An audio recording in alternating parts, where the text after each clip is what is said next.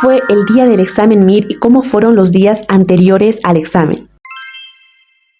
Hola, mi nombre es Noemí y bueno, soy médico, soy de Bolivia, La Paz. Rendí el examen 2024, el examen MIR, para hacer la residencia médica en España. Y en este video les voy a contar cómo fue el día del examen y cómo fueron los días anteriores. Y también un poco acerca de mi preparación. Bueno, espero que se escuche bien, porque si bien no tengo una cámara muy buena, un móvil muy bueno, al menos espero que el audio sí se escuche bien. Y bueno, para los que no me conocen, para entrar en contexto, presenté los documentos de mi homologación más o menos en noviembre del 2022. Para entonces las homologaciones estaban demorando, a lo que me decían, pues 2 años, 3 años aproximadamente. Entonces yo ya estaba como que mentalizada de que probablemente iba a demorar ese tiempo mi homologación, así que estaba pues con calma, tranquila, viendo las cosas con calma, viendo algunas cosas que más me gustaban, repasando algunas cosas o algunos temas que llamaban mi atención, pero no estaba siguiendo el calendario de la academia. Pero para mi sorpresa salió mi homologación en marzo aproximadamente del año 2023, del año pasado. Y bueno, ahí como que yo estaba incrédula, no lo podía creer de que haya salido tan rápido. Eso era o significaba para mí que tenía que empezar a correr, porque durante la primera vuelta no vi pues muchísimas materias, neuro, no vi muchas cosas que tenía que ver durante ese tiempo que me quedaba de primera vuelta. Y al final no pude, lo que hice es seguir únicamente con el calendario y ya en segunda vuelta me iba a poner al día. Vale, ahora sí vamos a comenzar a explicar esto de las vueltas. Ya di una pequeña introducción, mi preparación durante la primera vuelta no fue la mejor, no fue óptima, porque me dejé muchas materias por ver para la segunda vuelta. Entré a segunda vuelta, obviamente ya sabía que me había salido la homologación y que muy probablemente, si todo iba a salir bien con la inscripción al MIR, iba a rendir el examen el 2024, así que lo que hice fue correr, ya como que me tomó más tiempo de hacer las preguntas, los desgloses, etcétera. Pero bueno, aún así durante la segunda vuelta me quedó como unas 3 asignaturas o 4 materias, más o menos, de entre ellas la de neuro, que fue la más larga. El cardio lo vi durante la primera vuelta, pero durante la segunda vuelta no me dio tiempo a ver cardio, así que durante la tercera vuelta como que tenía que verlo. Alergología, medicina de familia, anestesio, algunas materias como por así decir pequeñas, no las pude ver durante la segunda vuelta. Y bueno, también fueron materias que fueron recargándose para la tercera vuelta. Y bueno, es algo que no les aconsejo. Yo les aconsejo que durante la primera vuelta ya tengan todo como que un horario establecido, desgloses, las preguntas, los simulacros, y ver también un poco o un resumen, de hacer un breve resumen o en tu cuaderno, materias y temas más importantes para el examen. Pero bueno, eso más o menos a grandes rasgos fue durante la segunda vuelta. Durante la segunda vuelta sí ya me había visto casi la mayoría de desgloses, pero como que me faltaba sentar conocimientos. Durante la tercera vuelta empecé a hacer lo que son los Ankis, que son preguntas. Básicamente yo no confiaba mucho en este método, pero al descargar Anki en mi móvil y al hacer como que mis propias Ankis, me ayudó muchísimo. Durante la tercera vuelta recuerdo que empecé creo con infecciosas y empecé a hacer como que Ankis de las cosas que no me sabía. Creo que lo ideal sería hacerse las Ankis a partir de segunda vuelta, porque primera vuelta es como que recién vas cogiendo como que el hilo de algunas materias y demás, menos eso para mí, porque inmunología, genética, que ya les comenté en otros videos, al menos en mi universidad o al menos yo no lo vi bien. Y hay muchas cosas que no sabía al preparar el examen MIR, muchas cosas que desconocía y también que fui aprendiendo a lo largo de la preparación. Que bueno, eso durante la segunda vuelta. Tercera vuelta, bueno, ya me fui a España por el mes de octubre más o menos, finales de octubre. Entonces me tomé dos semanas más o menos para poder asentarme, porque también el cambio de horario y todo eso, de sentirte un poco extraña, la verdad, dejar, no sé, tu familia, bueno, en mi caso mi esposo, o tus comodidades, ¿no? Acoplarte siempre cuesta al principio, y a mí me tomó más o menos unas 2 semanas. Las situaciones eran las siguientes al irme a España, ¿no? No poder estudiar bien, porque si bien tengo familia allá, tengo a mis sobrinos allá, no tenía un cuarto específicamente para mí, tenía que compartir. Entonces las bibliotecas habitualmente allá se cierran a las 8 de la noche, más o menos, abren de 9 de la mañana a 8 de la noche, al menos en la comunidad donde yo estaba, que ya antes de irme a España yo estaba averiguando las bibliotecas, los horarios y demás. Entonces eso me preocupaba de no poder estudiar hasta las 10 de la noche, que era como que lo óptimo, lo que te decía en las academias, al menos CTO, el horario creo que estaba hasta las 10 de la noche. Y bueno, eso era una preocupación que yo tenía. Y también la otra era de, me gustaría estar en una comunidad donde esté la academia ahí y yo poder ir a algunos simulacros de manera presencial, porque la comunidad donde yo estaba no estaba ni CTO ni estaba la academia de Amir, pero bueno, gracias a Dios encontré una biblioteca que es de un hospital que estaba abierto pues hasta las más o menos 10 de la noche, incluso más, pero bueno, yo me quedaba habitualmente hasta las 9:30, 10 de la noche, algunas veces me iba antes. Ahí encontré a 3 compañeros, 3 amigos, bueno, 2 varones y una mujer, una compañera, que estaban repitiendo el examen MIR. Ellos ya habían presentado el examen el 2023 y bueno, se iban a presentar nuevamente el 2024. Entonces, al principio como que me cuesta un poco socializar, preguntarte, pero bueno, gracias a Dios ellos me preguntaron a mí y bueno, sí les dije que me estaba preparando para este examen y todo eso, me hablaron un poco. Tampoco les quería como que hablar mucho ni molestar mucho porque, bueno, ellos iban a su ritmo, yo iba al mío. Obviamente ellos estaban como que más adelantados porque ya tenían experiencia, ya habían visto algunos temas. Recuerdo que solo hacían preguntas, desgloses, preguntas, casi ya no repasaban los temarios. Eso durante la tercera vuelta fui como que poniéndome al día, sobre todo con neuro y con cardio. Cardio la verdad es que no lo terminé de ver en cuarta vuelta, no lo pude repasar. Cardio no me dio tiempo a repasarlo. Bueno, neuro, de esas 2 materias tenía mucha preocupación porque sentía que me faltaba verlos. De neuro, por ejemplo, no hice ningún resumen, estudié únicamente del libro porque no me dio tiempo. Y bueno, creo que ya les hablaré más en específico del tema de la preparación cuando estén allá en España, porque la verdad es que casi no me traje nada, ningún apunte aquí, así que no puedo mostrarles muchas cosas. La mayoría de apuntes, libros, cuadernos, demás esquemas lo dejé allá en España, así que haré otro video en específico hablando de eso. Pero más o menos a grandes rasgos fue ese. Lo que yo les recomendaría es, bueno, cada uno tiene su método de estudio y cada uno se conoce y creo que tienes que ser fiel a tu método de estudio. No trates de imitar o de seguir otros métodos de estudio que no son lo tuyo, ¿vale? Pero lo que yo les aconsejaría es que con neuro, con cardio, las materias y asignaturas más importantes e infecciosas, por ejemplo, dominen el libro, el manual, dominen el manual. Por ejemplo, de neuro yo recuerdo que no hice resúmenes, casi no hice esquemas, sí resúmenes de ictus, algunas cosas como que muy grandes, pero la mayoría era de ver el video, de ver el libro, de subrayar las cosas importantes y de leer el libro nuevamente y así con el libro. Y yo me daba cuenta, por ejemplo, de cardio, me hice resúmenes y habían algunas cosas que te preguntaban en los simulacros como que muy random y tú dices, no,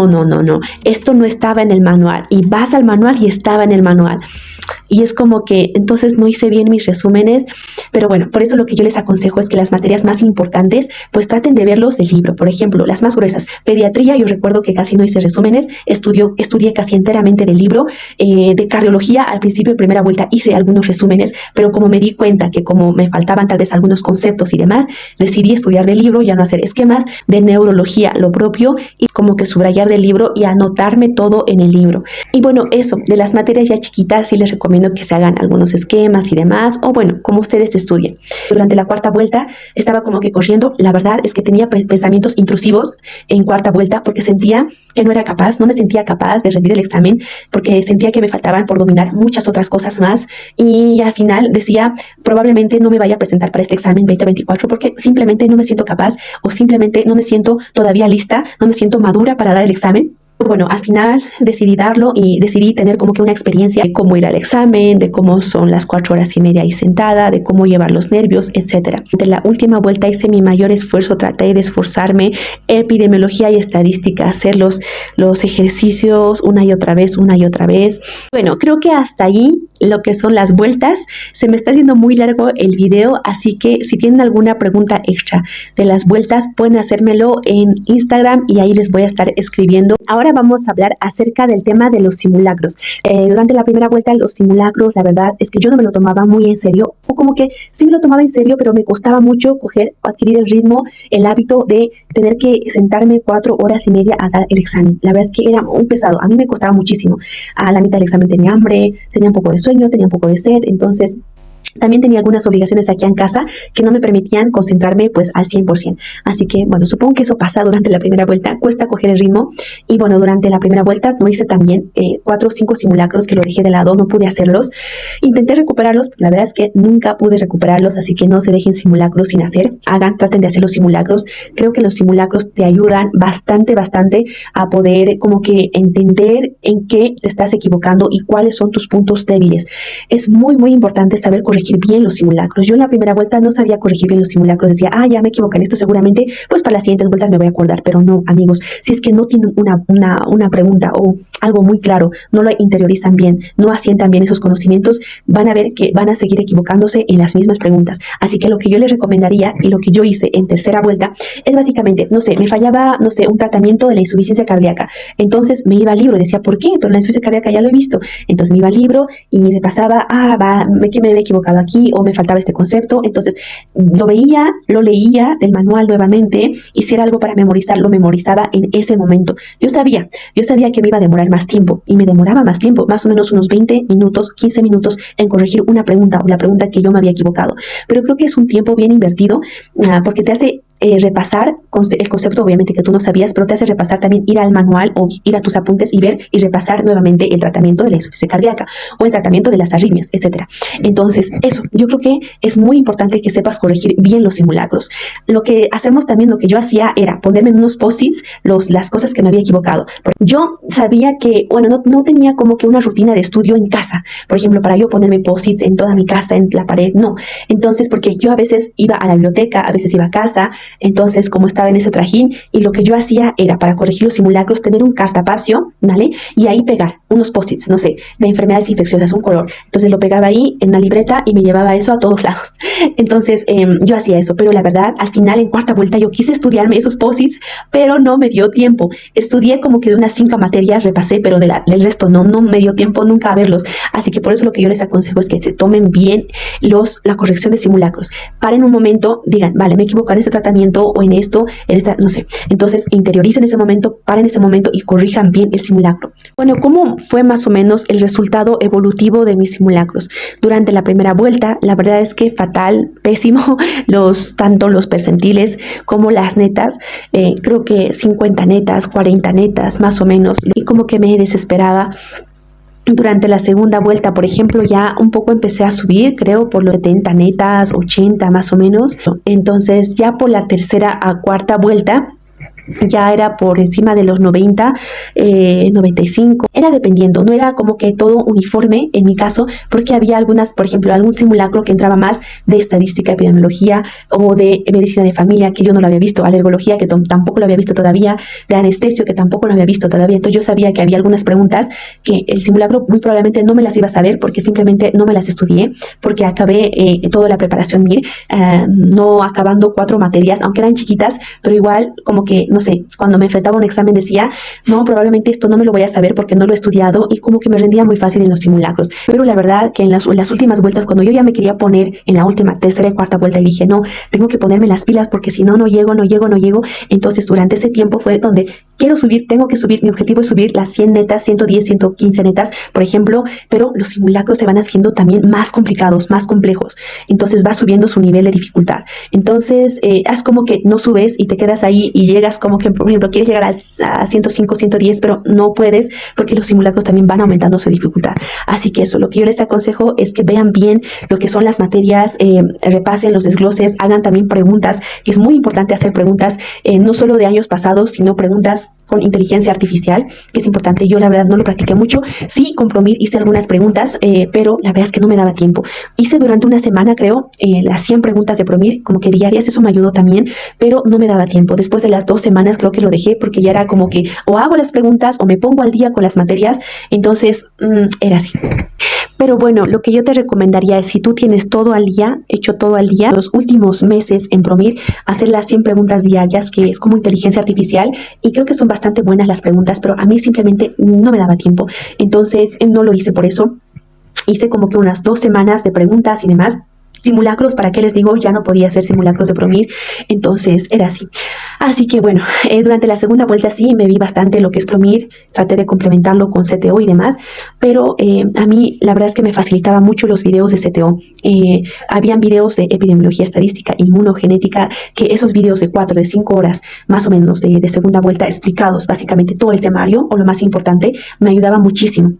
pero en PROMIR es como que para gente que ya tiene como que un nivel más avanzado, no sé, por así decirlo, porque no hay muchos videos, se supone que ya tú ese conocimiento lo tienes, y entonces es más como que todo teórico, tiene videos muy cortitos de lo más como que importante y ya, así que yo les recomendaría si están pues se han estudiado en Latinoamérica y no tienen conocimientos muy asentados en algunas materias, pues cojan alguna academia como CTO y AMIR.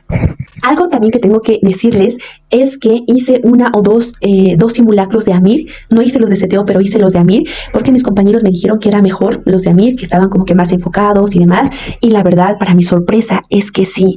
Aprendí muchísimo de los dos simulacros de AMIR. Y de verdad que los recomiendo muchísimo.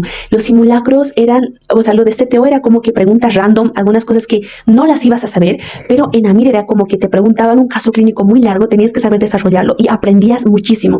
Los simulacros de AMIR, a mí, lo personal, me han encantado muchísimo. Que al final, en los últimos simulacros de cuarta vuelta, yo quería hacer todos los de AMIR y ya no los de CTO. Pero bueno, al final no me dio tiempo, hice los que pude, pero eso les recomiendo, que si pueden hacer o tienen algún compañero de AMIR, hagan también simulacros de AMIR. Y de CTO también, pero lo que más me gusta, obviamente, de CTO son lo que son las videoclases. Las videoclases están bastante bien orientadas, pero también en AMIR creo que están bastante bien. Así que creo que ambas academias son bastante buenas, tanto AMIR como CTO, pero la verdad, si yo tendría que repetir el examen MIR, lo haría con la academia de AMIR por el tema de los simulacros, porque creo que donde más se aprende es en los simulacros. Creo que hasta ahí lo que es esto de los simulacros. Igual si tienen alguna duda en específico, pueden preguntarlo aquí en la cajita de comentarios o por mi cuenta de Instagram. Ahora vamos a hablar brevemente, porque me pasé muchísimo tiempo explicando todo lo anterior, así que brevemente cómo fue el día del examen.